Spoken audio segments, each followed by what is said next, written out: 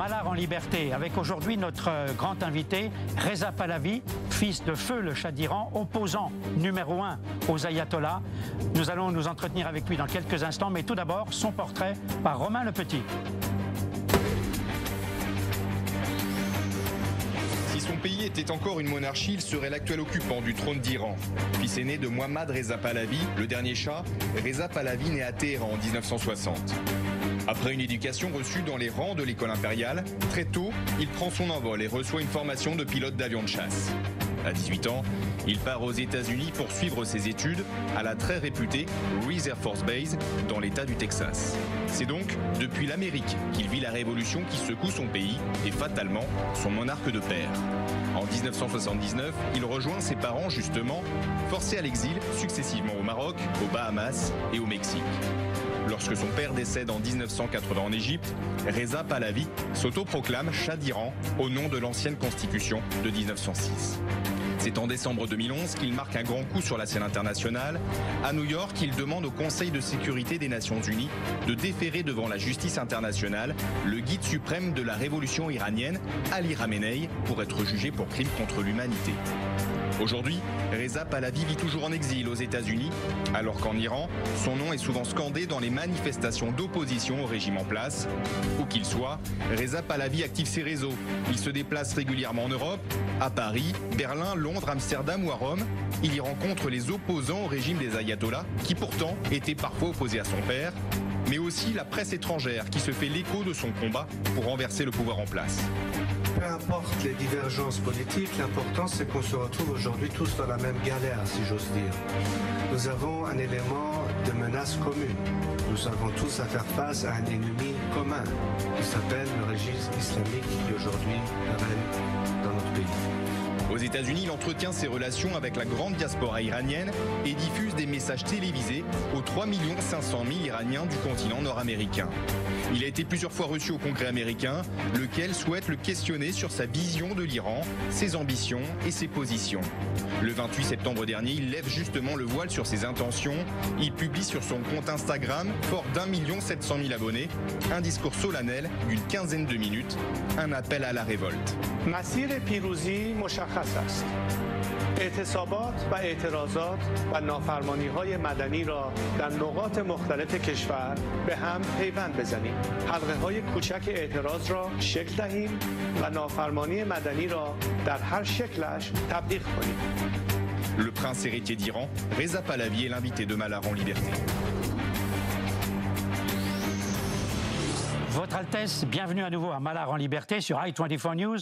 Très récemment, vous avez adressé un discours au peuple iranien, nous venons de parler, auquel vous avez proposé un nouveau contrat pour un futur bien différent de la situation actuelle à laquelle il est confronté. Ma première question sera la suivante. Vous dites à vos compatriotes, je vous cite, « La seule alternative acceptable est la domination du peuple iranien sans retour à la tyrannie et au monopole du pouvoir par un individu ou par un groupe. » Pensez-vous que cela est possible après 41 ans d'ayatollarchie? Tout d'abord, Christian, bonjour et je vous remercie de m'avoir invité dans votre nouveau programme. Justement, c'est parce qu'il y a eu 41 ans de répression et de violation des droits de l'homme dans mon pays que les Iraniens aujourd'hui savent qu'est-ce qu'ils ne veulent plus et par conséquent ce qu'ils veulent. Et ça ne peut être que la souveraineté de la nation et la volonté du peuple. Et cela dit, l'importance c'est dans la transition envers des institutions démocratiques qui sont la base de tous nos efforts contre cette théocratie, sans quoi on n'arrivera jamais à obtenir notre droit en tant qu'une nation et la demande et l'entente du peuple de leur gouvernement par rapport à ce qu'il y a aujourd'hui. C'est cette compréhension qui, je vois surtout dans la jeunesse actuelle iranienne, se manifester très clairement, que je n'ai aucun doute non seulement cela est possible, mais ça peut arriver extrêmement rapidement, dès qu'on aura dépassé ce régime qui est en direction de chute libre. Alors vous appelez l'armée et le peuple à la désobéissance civile sous toutes ses formes et à travers tout le pays. Est-ce que vous pensez réellement être entendu et suivi après les nombreux massacres perpétrés par le régime contre vos compatriotes qui n'ont peut-être plus aujourd'hui la force, la résistance pour sortir dans la rue contre ce régime terroriste? Vous savez, à l'époque de la guerre Iran-Irak, l'armée iranienne a bien su se comporter en défendant notre nation et n'ont jamais fait partie d'un instrument de répression contre la population.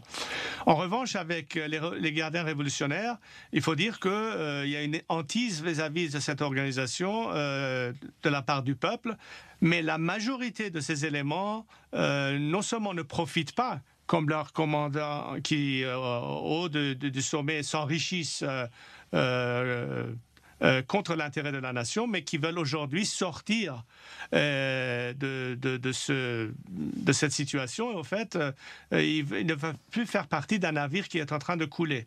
C'est pourquoi je reçois de plus en plus des indications et des messages, que ce soit des militaires ou par exemple des gardiens révolutionnaires, et qui veulent se rejoindre au peuple et qui veulent faire partie d'un autre avenir et non plus défendre ce régime qui ne peut plus être justifié d'une manière ou d'une autre.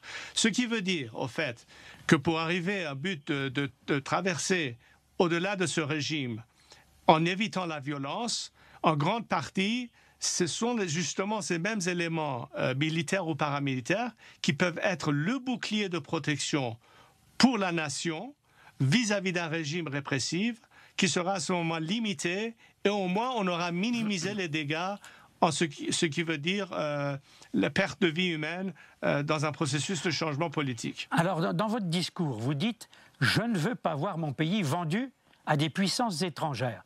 Je rappelle quand même que votre père a été trahi par l'Occident, par les États-Unis, par la France, par Jimmy Carter, Valéry Giscard d'Estaing, les anciens présidents américains et français, qui ont joué la carte de Khomeini. Qu'est-ce qui vous fait penser qu'un nouvel Iran ne sera pas la convoitise des États-Unis, de la Chine et de la Russie, qui viennent de signer justement un pacte politique et militaire pour 25 ans?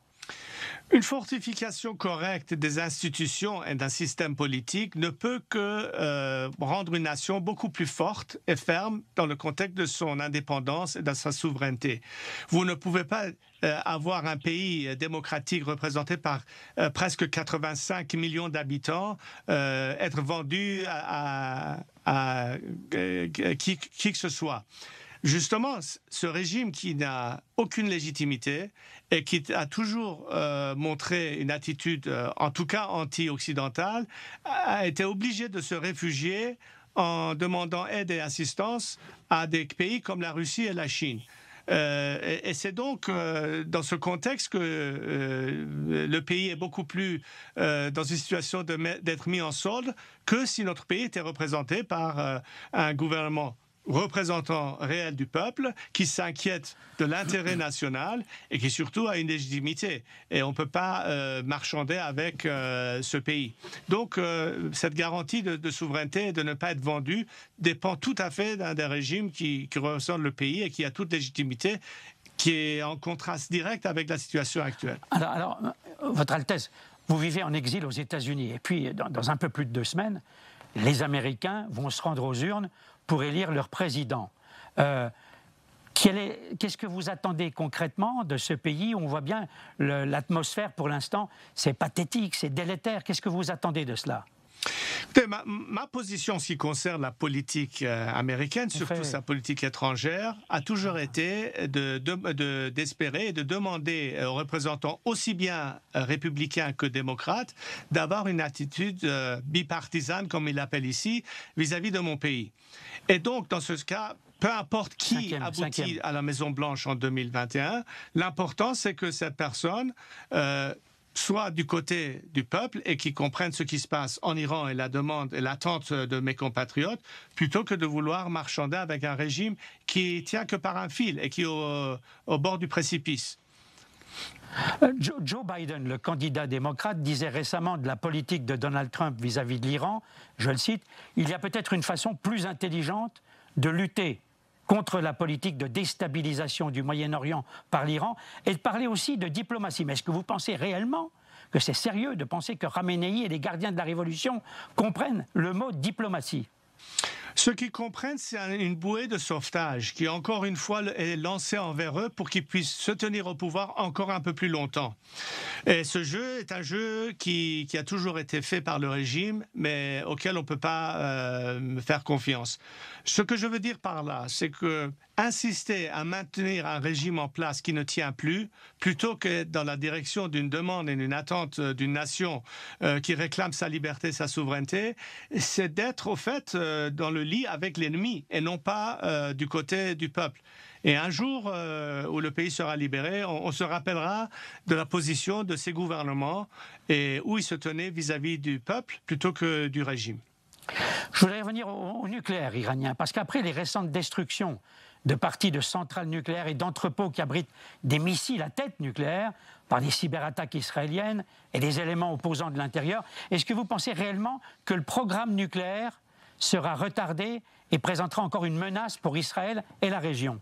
Il ne faut pas rester figé sur uniquement le programme nucléaire, il faut voir au-delà de ça. Le vrai problème, c'est le régime et sa composition et sa nature. Comme l'expression dit, c'est le doigt sur la gâchette qui est la menace, pas la gâchette elle-même.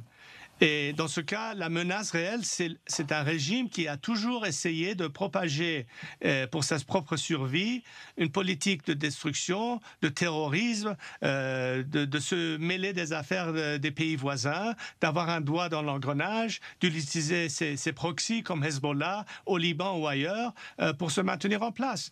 Et donc, l'élément de pouvoir faire confiance à un régime qui, depuis toutes ces années, son comportement n'a pas changé à cet égard, c'est de vouloir compter encore une fois sur un système auquel on peut faire aucune confiance. Et ça ne peut que retarder un changement au détruit de l'intérêt de mes compatriotes. Parce que là, nous sommes dans le même, sur la même sphère. L'attente et la demande de mes compatriotes et les valeurs auxquelles ils s'attachent, comme les droits de l'homme, comme la liberté, sont les mêmes que les pays démocratiques. Or, c'est quand même étonnant que ces pays soi-disant démocratiques continuent à insister sur le status quo, c'est-à-dire la continuation de ce régime, plutôt que se mettre dans la case d'un peuple qui veut s'en débarrasser, qui est dans l'intérêt commun, à mon avis, de nous et de ces pays démocratiques. Alors, précisément, est-ce que vous n'êtes pas choqué par l'attitude des Européens, en particulier celle d'Emmanuel Macron, d'Angela Merkel, Boris Johnson, qui ont voulu contourner les sanctions américaines et sauver l'accord sur le nucléaire? Encore une fois, je vous dis, le régime serait prêt à signer n'importe quel accord pour se maintenir au pouvoir. Mais son manque de légitimité les a forcés dans le camp des Russes et des Chinois, ce qui veut dire qu'au fait, ils n'ont pas la possibilité de vraiment s'ouvrir tel qu'il le faut vis-à-vis des pays occidentaux. Donc, si vous pensez à ce qu'à long terme, et je parle long terme, quel est l'intérêt stratégique des pays, surtout des pays occidentaux, c'est d'avoir un Iran libre, laïque et démocratique, plutôt qu'une théocratie qui ne fait que être un élément de répression chez nous, en Iran, et un élément qui, par la suite, force encore plus de réfugiés qui arrivent sur des pays déjà saturés. Et la nature et composition de beaucoup de ces pays occidentaux commence à changer à travers un islamisme qui se répand au-delà de notre région, même en Europe ces jours-ci. Est-ce que ceci peut réellement être dans un intérêt stratégique de ces pays ?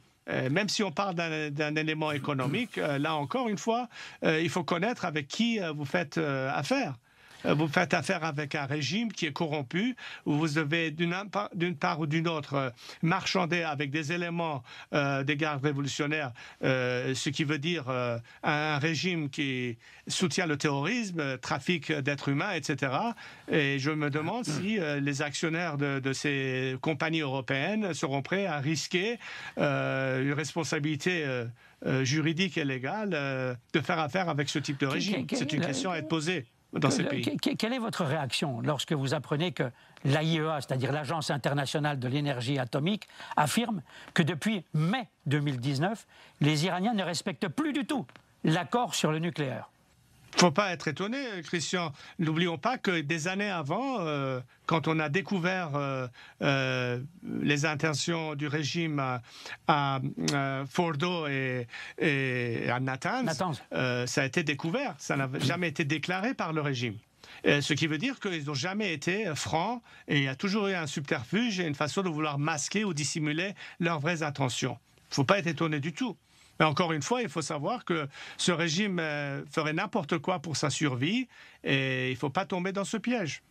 Alors, est-ce que vous diriez aujourd'hui, on passe à un autre chapitre, qu'à travers sa nouvelle politique de normalisation avec les pays du Golfe, Israël a bâti un axe fort, Israël, États-Unis, Émirats arabes unis, Arabie saoudite, pour mieux faire face à l'Iran et à ses proxys dont nous parlions tout à l'heure? La direction prise par les pays de la région du Golfe Persique aujourd'hui dans la direction du progrès et du développement indique l'attente normale et légitime de ces pays qui veulent entrer dans une ère de travailler ensemble pour le bien-être de toutes ces nations. Ce que j'appelle, si vous voulez, une alliance du progrès. Ce n'est pas nécessairement pour être anti-Iran ou anti-régime qu'ils font ça. C'est dans leur propre intérêt. Et je pense que des millions d'Iraniens voudraient très certainement faire partie de cette même alliance de progrès, plutôt que d'être sous l'égide d'un régime qui, lui, fait partie d'un axe de résistance avec ses complices en Syrie ou avec Hezbollah et qui, au fait, empêche qu'il y ait ce développement légitime et naturel dans notre région. Et au fait, si vous parlez d'être en conflit, bien sûr, cette alliance de progrès est en conflit avec un axe de résistance représenté par le régime et ses proxys. Ce qui est aujourd'hui très bien compris, non seulement en Iran même, mais en Irak, au Liban et dans tous ces pays qui, d'une manière ou d'une autre, souffrent soit directement par le régime iranien, soit indirectement par ses proxys dans notre région. Mais est-ce que vous n'avez pas le sentiment, ça c'est une question subsidiaire, est-ce que vous n'avez pas le sentiment que vu les développements de la situation sur le terrain aujourd'hui, on va de plus en plus vers un risque d'affrontement entre ces deux axes, celui dont je viens de vous parler, et puis l'axe qui est l'autre, c'est-à-dire l'Iran, la Turquie et les proxys du Hezbollah, du Hamas, du djihad islamique? Moi, j'ai toujours dit, vous me connaissez depuis des années, Christian, j'ai toujours été contre toute formule de confrontation directe ou militaire par l'étranger, parce que je pense que c'est un scénario perdant-perdant. Par contre, je dois vous dire que la meilleure armée en place en Iran, c'est les peuples iraniens lui-même, qui aujourd'hui sont dans les rues, qui demandent un soutien. Et la meilleure façon d'arriver à mettre fin à ce problème, c'est d'aider les Iraniens à se débarrasser de ce régime et de permettre à ce qu'il y ait un dénouement de la situation en supprimant un régime qui a toujours été antagoniste et permettre à ce qu'il y ait un régime représentant d'un peuple dans une formule laïque et démocratique pour mettre fin à tous les problèmes et en même temps amener tout de suite un élément qui change la donne complètement dans notre région et au-delà de notre région. Bon, alors j'entends dire de l'intérieur, par un certain nombre de réseaux avec lesquels j'ai des contacts, j'entends dire que les Iraniens, enfin peut-être pas la majorité, mais une grande majorité peut-être, aimeraient voir les Israéliens et les Américains intervenir militairement pour chasser ce régime des ayatollahs. Est-ce que c'est ce que vous entendez de votre côté ? C'est pas la bonne attente et je suis contre cette idée parce que, comme je vous dis, j'envisage pas des scénarios de changement à la militaire qui aboutissent à des formules démocratiques et d'indépendance. L'histoire le prouve. Par contre, nous avons vu comment beaucoup de pays qui ont souffert sous l'égide de régimes totalitaires ou dictatorial être finalement libérés avec un soutien international sans passer par des interventions militaires. Le soutien apporté à Lech Walesa en Pologne, le soutien apporté à Mandela et ses compagnons en Afrique du Sud, et beaucoup d'autres exemples nous prouvent qu'on n'a pas besoin d'intervenir militairement pour obtenir un changement politique catégorique. Cela peut se faire dans le cadre de désobéissance civile et d'un soutien à une nation et leur aspiration de liberté, ce qui est tout à fait dans le même contexte des pays qui, soi-disant, respectent les droits de l'homme et se prétendent démocratiques, et ils le sont.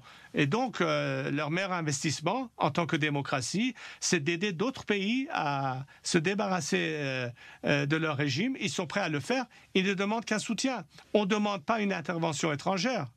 On n'en a pas besoin, on peut le faire nous-mêmes. Mais ce que l'on dit, c'est qu'on arrivera plus facilement à le faire avec un coût beaucoup moins pour obtenir notre liberté, avec une assistance plutôt que de ne pas en avoir. Non seulement cela, mais surtout si ces pays qui devraient être normalement dans notre camp insistent à prolonger la survie du régime en maintenant volontairement ou involontairement le status quo, qui n'est plus faisable. Alors, comment voyez-vous en particulier l'attitude des Russes qui ferment les yeux sur les bombardements de l'aviation israélienne, sur des cibles de l'Iran et du Hezbollah en Syrie, et puis qui, dans le même temps, entretiennent des relations étroites, qu'on le veuille ou non, avec Téhéran et la Turquie, auxquels ils livrent des missiles S-400? Mais, comme je vous disais, le régime qui a perdu toute sa légitimité et qui a besoin de s'accouder à d'autres pays pour se maintenir au pouvoir, ont toujours voulu dépendre des Russes et des Chinois dans cette affaire. Et je pense que c'est quelque chose qui n'échappe pas le Kremlin. Ils savent très bien que ce régime est au bout de sa chute. Et donc, ils ferment l'œil en pensant bien au-delà de cet horizon immédiat à un futur beaucoup plus prolongé. Sans ce régime, ça montre un peu qu'il ne faut pas croire nécessairement qu'aujourd'hui, vu cette faiblesse, cette chute de ce régime, que Moscou va insister à soutenir Damas et Téhéran. Ça aurait pu être jusqu'à présent la situation, mais je pense qu'on voit des éléments qui prouvent que la donne a changé. Vous pensez que Poutine peut changer? Bon, je sais bien que c'est un joueur d'échecs, comme beaucoup de Russes. C'est un grand joueur d'échecs. On l'appelle le mastermind du Kremlin. Mais est-ce que vous pensez que Poutine peut avoir un jeu particulier ou changer, avoir un revirement à un moment ou à un autre? Je ne vois pas comment la Russie n'aurait pas à long terme un intérêt civilisationnel d'être allié avec l'Occident, plutôt que d'avoir à traiter avec des éléments radicaux religieux dans notre région. Je ne vois pas la logique. Alors, on va parler de quelqu'un d'autre, un personnage qui défie la chronique aujourd'hui, qui défraie la chronique, pardon. Quel jugement vous portez sur l'attitude du président turc Erdogan, qui met au défi précisément la Russie, en Syrie, en Libye, dans le Caucase, on le voit, ainsi que les États-Unis au sein de l'OTAN, dont la Turquie est membre, et qui est un cadeau empoisonné, j'ai envie de dire? À l'époque, au milieu du XXe siècle, où mon grand-père a établi des relations extrêmement étroites et bonnes avec Atatürk en Turquie, dans une direction de modernité et de laïcité, nos pays étaient dans une direction de développement. Malheureusement, depuis la révolution en Iran, on a vu un renversement de cette direction de modernité et de laïcité dans une direction de théocratie religieuse, ce qui est moins perçu. C'est un reversement de cette situation en Turquie, ce qui devrait être inquiétant pour notre région quand nous voyons que c'est plutôt un soutien envers des groupes comme les frères musulmans ou le Hamas, plutôt que justement, quand on parle de cette alliance de progrès, le développement qui se passe dans le reste de notre région. Qu'est-ce que vous pensez du président français Emmanuel Macron, qui aujourd'hui négocie ouvertement, ou tente de négocier ouvertement avec le Hezbollah au Liban? Est-ce bien sérieux? Ça revient au même problème. Si le fond du problème dans notre région, c'est à cause du régime iranien, et l'un des proxys du régime iranien, c'est le Hezbollah au Liban ou dans d'autres endroits, c'est du moment où l'ordre est donné par Khamenei au Liban. Comment voulez-vous qu'une situation de dénouement puisse se passer dans ce pays? Du moment où le régime iranien à Téhéran n'existe plus, toute la donne va changer. Il n'y aura pas une politique d'intervention dans les affaires des voisins. C'est une politique qui appelle à la paix et à la stabilité et une coopération régionale avec tous les pays immédiats et au-delà, plutôt que d'insister à soutenir le terrorisme, à pousser un projet nucléaire dangereux et toutes choses qui, au fait, font partie de la menace qui existe dans notre région depuis que ce régime est en place. Encore une fois, il faut poser cette question, non seulement au président Macron, mais aux autres dirigeants et décideurs occidentaux. Voyez-vous pas ce qui se passe en Iran? Voyez-vous pas les rues d'Iran? Voyez-vous pas des millions d'Iraniens qui réclament à être entendus, écoutés et surtout soutenus?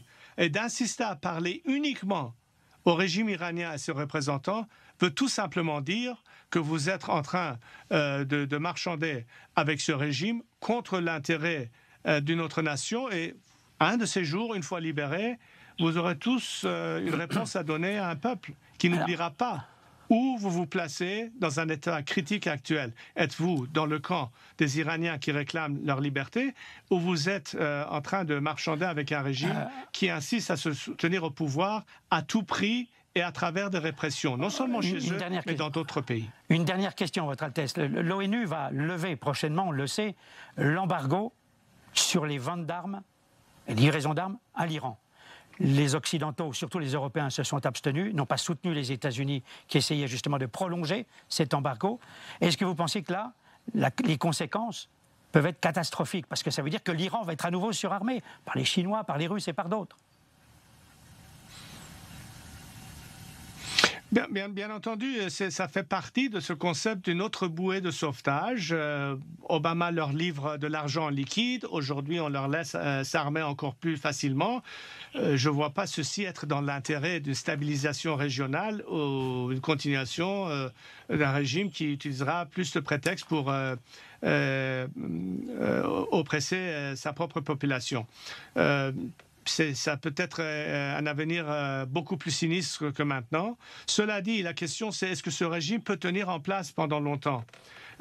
C'est une question de temps. Ce régime est historiquement condamné à sa perte. La question c'est le coût d'un changement. C'est le côté duquel je vois les choses, du point de vue de mes compatriotes et notre regard vers le reste du monde et où le reste du monde se place. Et du moment où vous donnez plus d'équipements et vous donnez plus de possibilités à un régime d'utiliser ceci dans une mauvaise direction, vous ne faites qu'aider le joaillier et non pas le prisonnier. Est-ce que c'est une politique logique? Un jour, la conscience devra donner cette réponse en ce qui se passera.